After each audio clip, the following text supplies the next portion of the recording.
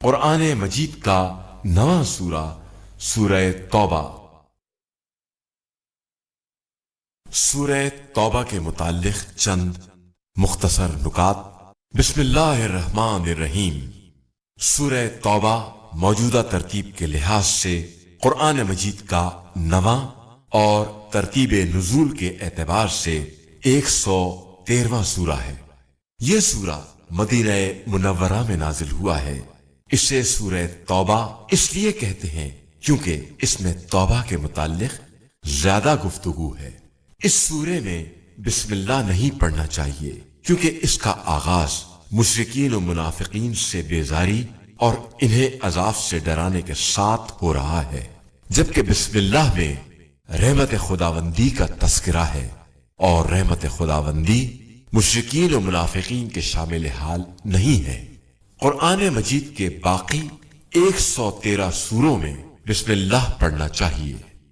اس سورے کی ابتدائی آیات کی تبلیغ کے لیے رسول خدا صلی اللہ علیہ وآلہ وسلم نے حضرت ابو بکر کو مکہ مکرمہ کی طرف روانہ کیا، لیکن اللہ کی طرف سے وحی نازل ہوئی کہ اے رسول صلی اللہ علیہ وآلہ وسلم، ان آیات کی تبلیغ یا آپ صلی اللہ علیہ وآلہ وسلم خود کریں یا وہ کرے جو آپ صلی اللہ علیہ وآلہ وسلم سے ہو۔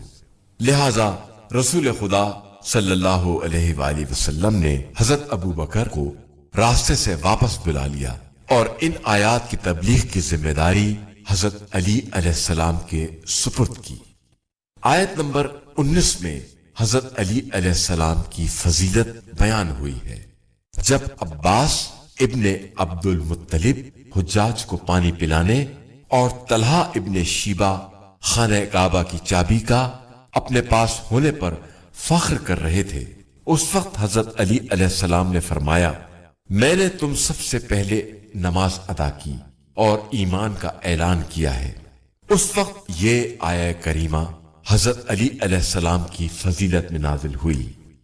آیت نمبر 40 میں اللہ نے ہجرت کے موقع پر اپنے رسول صلی اللہ علیہ وآلہ وسلم کی مدد اور ان پر سکون نازل کرنے کو بیان کیا ہے۔ آیت نمبر 119 کے بارے میں ابن جوزی نے کہا ہے کہ تمام شیعہ اور سنی علماء کا اتفاق ہے کہ صادقین سے مراد علی علیہ السلام اور ان کے اہل بیت ہیں۔ جو شخص اس سورے کی تلاوت کرے گا وہ قیامت کے دن نفاق سے دور ہوگا۔